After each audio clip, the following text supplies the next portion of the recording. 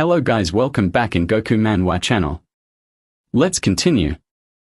The moment Hondonga grasped the crystal vial handed by our hero and drank it, a radiant golden aura immediately began to pour out from her body. This was the sign that the ancient curse resting inside her soul was being purified. Standing close to her, Galen Ling became overwhelmed with relief after seeing this because the joy on his face clearly showed that the curse inside Hondonga had been broken. Hondonga too, after feeling the curse fade away, became overjoyed, and declared that her spirit had truly been healed because the moment the curse was lifted, Hondonga's strength and abilities had returned once again. Hondonga herself assured this. The glow on her face was shining brightly because of the restoration of her strength and her abilities. Hondonga's level was 80 and she was an alchemist. Just a little while ago, her level was hidden. But after being cured, it was clearly revealed to our hero and the others. Seeing his wife restored to perfection once again, Galen Ling's face brightened with a laugh. Looking at our hero, he grinned and said, "Brother Lin, I never imagined you could achieve this." Seeing him so grateful and hearing his voice, our hero also raised his hand and making a sign replied, "It was destiny. This is merely a minor effort because you once guided me through countless dangers. If it were not for you, I might still be lost in the ruined continent." Saying this, he rose from his chair and began to speak about the journey for which he had arrived here. "Moreover, I intend to travel toward the Storm Valley Canyon, and I will still require Brother Liang's guidance." Hearing our hero's words, Liang immediately stepped closer to him, tapped him on the shoulder, and answered, "It is nothing, merely a trivial task. If you seek any further support from me, then simply ask." After this, the tale moves a little while later where Liang had escorted our hero to a secret place. In that place, there stood a circular pattern of teleportation array. After bringing our hero there, Ling explained, "This is the teleportation array of our Gein Guild. Although it cannot directly carry you to the celestial dragon continent of the east, it can transport you to the sole surviving fortress in the shadowed realm." Hearing this, our hero asked him, "So, is there really a fortress of humans in the shadowed realm?" In response, Liang smirked and said, "Indeed, and only our Radiant Zaya Empire protects it. It is said that it was created in the distant age by a near-god level warrior of the divine Zaya Empire, and it continues to stand even today." At this moment right behind them, the other guild members were gathered. Watching Donga, they murmured among themselves. One of them boldly asked Li Yang, "Young president, has our sister-in-law's curse been broken?" In reply, Lang laughed and told them, "Exactly. Thanks to Brother Lin Moyu. From now onward, our guild once again has an 80-level alchemist." As soon as our hero heard this claim, he became uneasy and said, "Brother Lin, I truly only did a minor favor."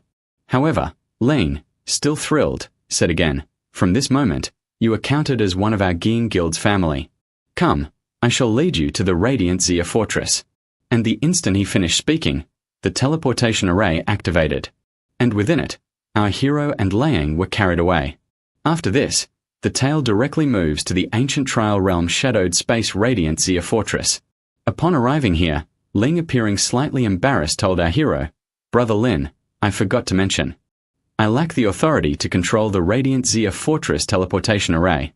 At least a 6-star commander is required." Hearing this, our hero considered for a moment about only a 6-star commander and then replied, "No issue. I have an answer for that as well." With that, our hero and Liang advanced onward. In front of a massive gate, a woman was standing and several people were queued to enter the fortress.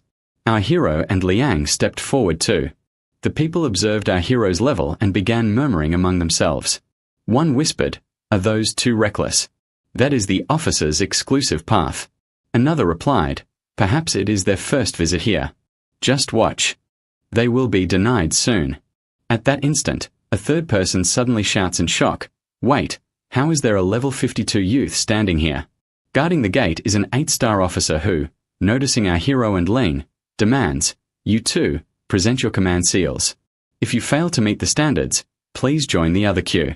Liang reveals his 1-star colonel seal and the girl bows respectfully.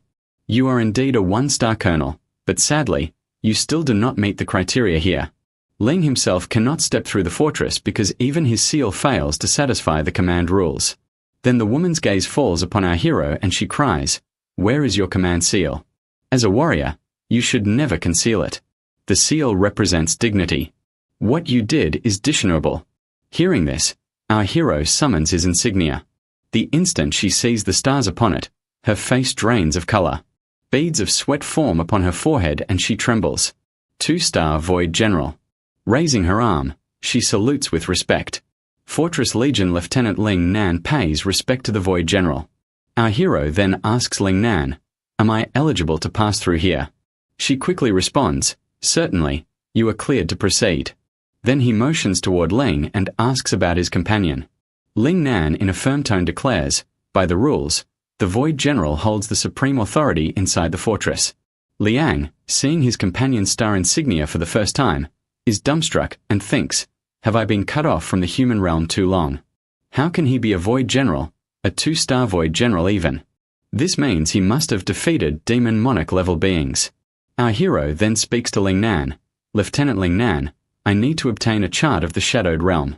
Ling Nan directs our hero to follow her and she begins leading toward the gate. Our hero and Ling trail after her. The spectators are greatly surprised. One whispers, "Were they not supposed to be rejected? How did they gain passage?" Another nearby says, "Perhaps one of them is a 6-star commander." Hearing this, someone else yells, "Ridiculous. Look at Lieutenant Ling Nan's humble stance. Does that resemble one addressing a 6-star commander?" While they murmur, a mysterious figure suddenly rushes forward at tremendous speed. Seeing him, all panic. Someone yells, "That is the Fortress Legion leader, 9-star Colonel Fong Yiming, is it not?" Another cries, "Why would he appear here? Could it be because of those two who just entered?" People start speculating wildly. Who truly are those two? They even stirred the interest of the Legion commander. The soaring figure lands in the fortress and respectfully bows before our hero, declaring, "Fortress Legion Commander, 9-star Colonel Fong Yiming greets the Void General." Our hero chuckles. "Commander, spare the formalities. I once trained with your kin Fong Zhu long ago." Without delay, Fong Yiming offers several scrolls to our hero, saying, "Void General, these are the records we gathered on the Shadowed Realm. They also contain charts. Please examine them." Our hero unrolls the scrolls and begins studying the realm, thinking just as Brother Ling described. "From here, I can teleport across regions of the Shenlong continent, cross the Storm Thunder Sea and arrive at the Storm Thunder continent, and the Zhanglai Canyon lies near the heart of the Storm Thunder continent." After studying the scrolls for some time, he decides and declares, "I wish to use the fortress teleportation array." Hearing this, Fong Yiming answers, "No issue. Simply inform us when you intend to depart." Our hero replies, "I must leave at once." With that, they head toward the teleportation array. As our hero walks alongside Fong Yiming, voices continue to murmur nearby, "My heavens, I glimpsed his command seal. The Void General himself has come." No wonder Commander Fong appeared instantly. "I never thought the human race could raise such a young Void General." Shortly after, our hero arrives at the teleportation array, steps inside, and activates it.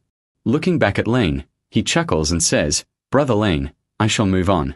We may cross paths again should destiny permit." Ling waves farewell, replying, "I will be prepared to meet you another time."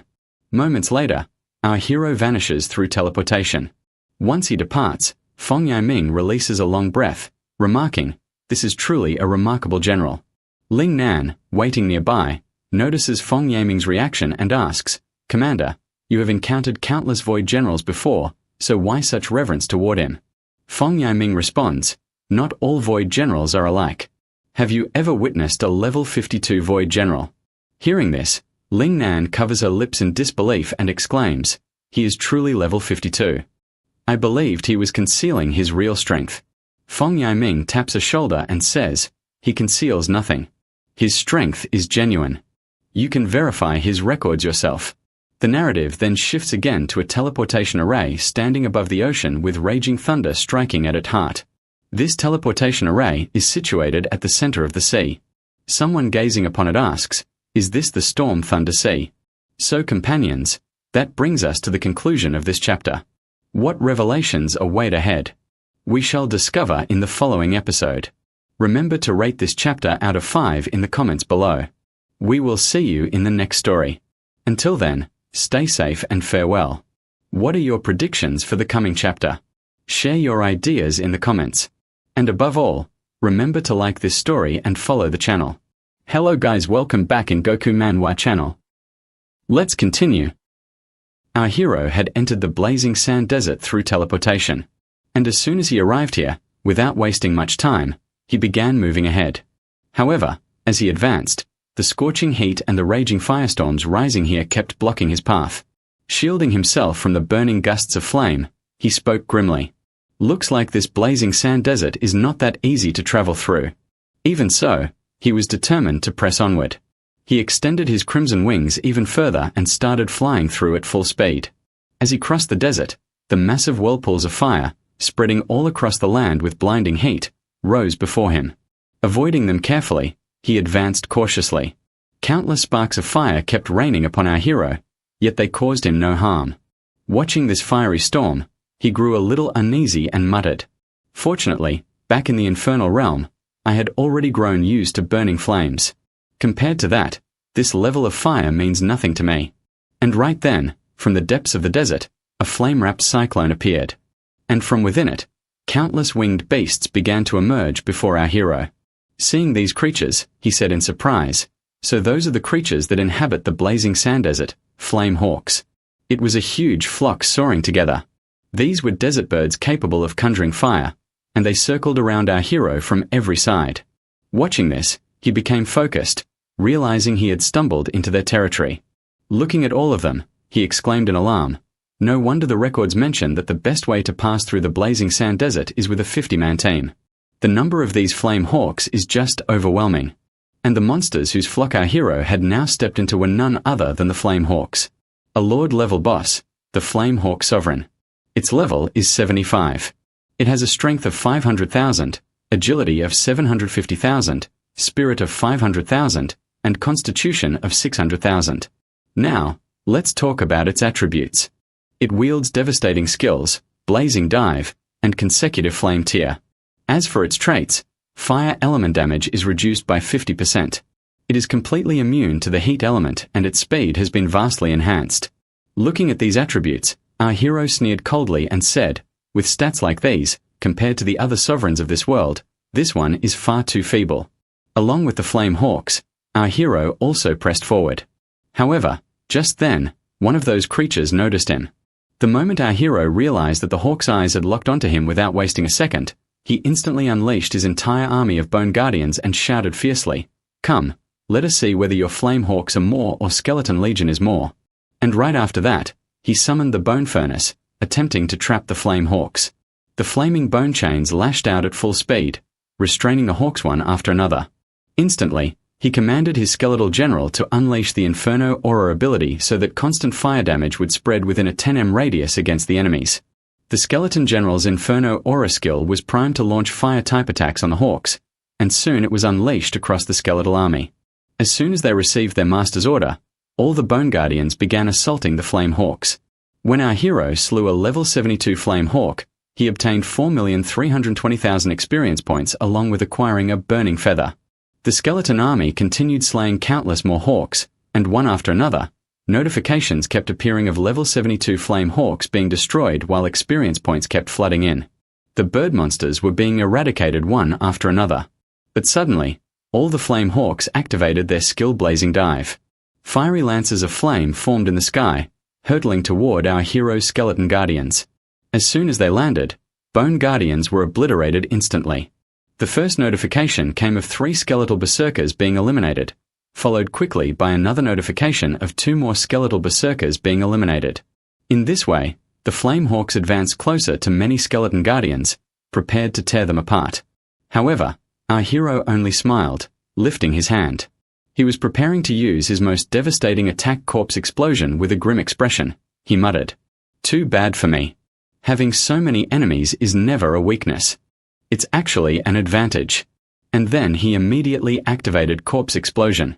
The corpses of fallen hawks burning in the air began to detonate one after another. Slowly, more and more of the hawks were caught in the blasts. Each carcass erupted in turn, creating a chain of fiery explosions that shook the entire desert. Watching the devastation, our hero laughed and said, "I have not witnessed a spectacle like this in such a long time." By slaying these flame hawks, he earned an enormous amount of experience points. And among them, he had also slain Old Hawk Ember King, which granted him 6,600,000 experience points, along with the rewards, Flamehawk Nightblade and Flamehawk Essence. Flamehawk Nightblade, Night Class Exclusive, K Legendary Weapon, all attributes plus 20,000. Fire Assault type skills increased by 100%. Flamehawk Essence permanently raises immunity to the fire element. Staring at this essence in his hand, he said in amazement, "Never thought something could permanently increase fire immunity. This truly is a rare treasure." And while he was gazing at this prize, right at that moment, something of the flame type formed beneath his feet, and instantly, a blazing type strike descended from the sky, surrounding our hero. However, it failed to injure him in the slightest. From within the burning inferno, our hero roared with rage, "Come out." Immediately, he saw several unfamiliar figures floating in the air before him. One of them glared at our hero and said, "Shanks a man. Hand over the Flamehawk Essence." Hearing this, our hero also retorted angrily, "This Flamehawk Lord was defeated by me. Why should I hand it to you?" At that instant, the man strode forward with fury and declared, "My name is Cade. We are a squad from the sacred desert. That Flamehawk Lord, only because of our relentless pursuit, was it driven here. And you stole our sovereign." Listening to Cade's words, our hero laughed and replied, "Why did you not appear while I was battling the sovereign, and yet the moment it fell, you suddenly arrived?" Cade's expression grew grim as he said, "Shanksy man, I do not wish to waste more words with you. I will give you one last chance. Hand over the Flamehawk Essence." And as soon as he spoke those words, everyone behind him lifted their weapons high into the air. Then Cade shouted furiously, "Hand over the essence, or else." The instant our hero heard this threat, he laughed and said, "Or else? What? Kill me? Do you not realize one thing? If I alone could slay the Flamehawk Lord, do you not think I alone can erase your entire squad?" Hearing this, sweat dripped down Cade's face. Still, the warriors behind him began shouting in anger. One roared, "You brat! You dare to insult the sacred desert!" Another yelled, "Hand over the Flamehawk Essence!" Right after that, behind our hero, the Domain Divine Stone emerged. At this moment, fury was clearly etched across his face, and the killing intent within him erupted outward. As Cade saw the Divine Stone and felt the killing intent radiating from our hero, his forehead became drenched in sweat, and the only words he could stammer out were, "Run as fast as you can." But before they could move, chains forged of bone shot forth from our hero, binding and capturing every figure standing behind Cade. Immediately after, our hero summoned his skeletal legion, and seeing themselves trapped within the bone chains, those people became utterly horrified.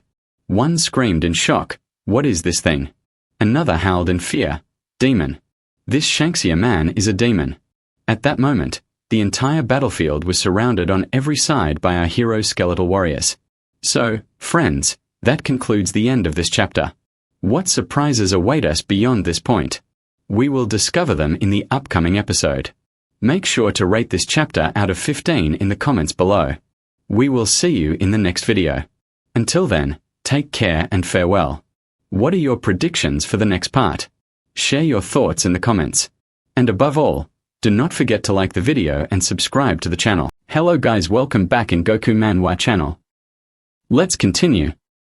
Some wanderers appeared and instantly demanded our hero hand over the crystal of the Thunder Serpent Beast. Yet, as they pleased, when noticing his rank seemed weak, they started to taunt him. Because of this, our hero resolved to make them regret their arrogance. Immediately, he summoned shadow chains and released dark tendrils made of mist around them. The black tendrils snaked forward and swiftly entangled their bodies. And the aura of destruction pouring out from our hero was terrifyingly strong. Those who only moments ago had been proudly boasting before our hero now shivered in fear after seeing the shadow trap and feeling the dreadful energy spreading from him. Staring at those crawling dark tendrils, they fought wildly to escape. But unable to succeed, one of them shrieked in horror. This overwhelming aura is absolutely not something a rank 52 should unleash. Another, pale with dread, stammered that he must surely be disguising his real strength. Then someone else yelled frantically, urging everyone to retreat at once before it was too late. But despite their desperate efforts, not a single one could shake themselves free. Crying out in terror, they begged, "What is this shadowborn curse? Why can I not move against it? Why can I not destroy these tendrils?" Among them, their captain, who had boasted the loudest, was also trapped within the writhing shadows. Struggling to break loose, He used a technique called Celestial Guard and roared as he invoked it. Absolute Radiant Shield.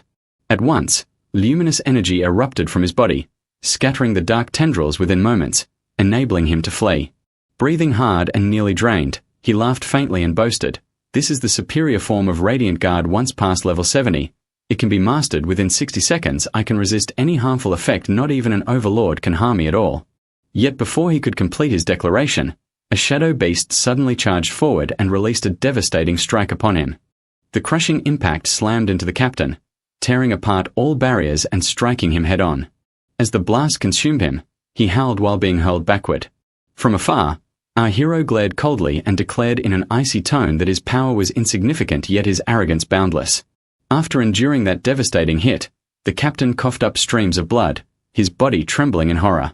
His eyes bulged with disbelief as he thought inwardly, "How can this be my celestial guard destroyed? How overwhelming is this shadow beast's destructive might?" Around him, other shadow creatures swung their colossal weapons at his allies and mercilessly cut them down. The captain, staggering in fear from the blow, scanned the battlefield and whispered to himself, "They surround me, these abominations of his. Where could I possibly run?" At that instant, the howls and dying cries of his companions reached his ears. Hearing their tortured screams, he turned in dread and his gaze was filled with despair and horror. Cold sweat drenched his skin as he stared at the nightmarish carnage before him. The captain's eyes darted wildly, his fear consuming him, sweat dripping as no escape revealed itself. In desperation, he suddenly drew forth a radiant blade and roared, "Cursed one, today I shall seal you with my blood-sacred offering." Immediately, his allies also unsheathed their glowing blades and their weapons shone with divine brilliance. Together, they chanted sacred offering in unison. Their voices shook the air as golden flames burst high into the heavens. From afar, catching their incantation, our hero murmured, "Offering this ritual feels too familiar. Could it be the same forbidden rite once wielded by abyss lords?" Where the golden flames converged, violent pressure erupted outward in all directions. But this surge of pressure gravely wounded the others, for they had already drained their strength in order to complete the summoning rite, leaving them weak and broken. Still, the ritual had not yet finished. To seal it, one of them cried the last invocation. "We humbly summon the descent of divinity." At once, the heavens glowed brighter as a torrent of golden radiance gathered above. From within that sacred brilliance, a celestial figure descended. Her presence illuminated the entire battlefield. Witnessing this, the commander's eyes burned with hope as he laughed and proclaimed, "Mighty Seraph, strike down the darkness before us." Our hero, beholding the radiant arrival, grew tense and solemn. The Seraph looked upon the holy warriors who had called her, and immediately she released waves of sanctified light upon them. Wrapped in that divine glow, their bodies pulsed with sacred power. From her hands, warmth also flowed, mending their wounds and restoring their exhausted spirits.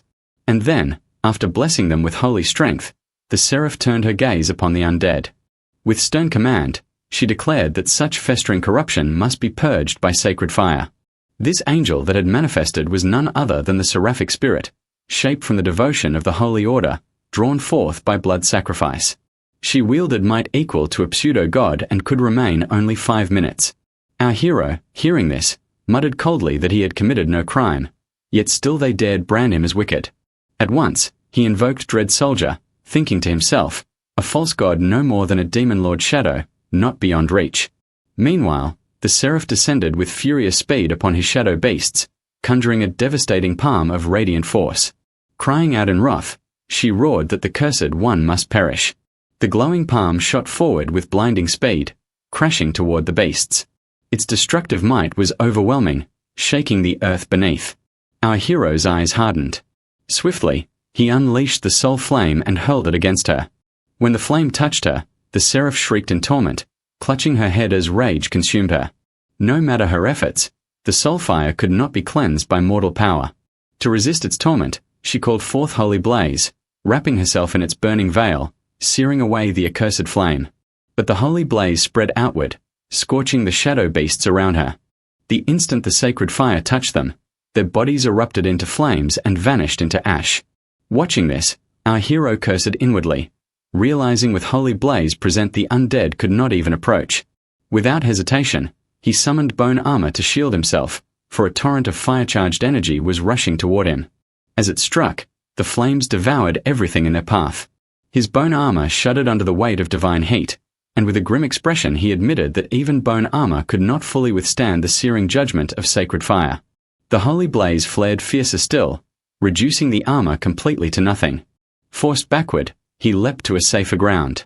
Drawing forth the relic known as the venom god's essence, he declared coldly that if divinity opposed him, then divinity would be his answer.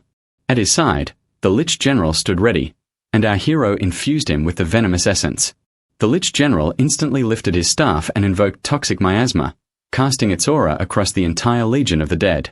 This ability enveloped each undead with a poisonous shroud, dealing continuous torment to all within 500 meters, endlessly stacking its venom. At once the aura spread like a plague, coating every skeletal warrior in a venomous haze. This poisonous tide surged outward toward the Seraph. Yet upon seeing this, the Seraph did not falter. Instead, she scorned his effort and mocked the feebleness of poison against her holiness. But while she diverted her focus to resist the venom, the skeletal warriors had already closed their circle around her.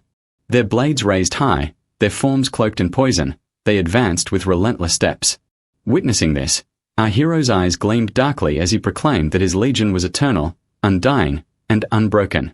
A single venomous aura may be weak, but infinitely stacked, it would drain even false divinity to oblivion. Soon, the poisonous mists consumed the Seraph completely. Enshrouded by the toxic fog, she struggled desperately to break free. Coughing as venom coursed through her, she gasped in disbelief, her voice trembling with fury as she cried aloud at the poison's unnatural persistence.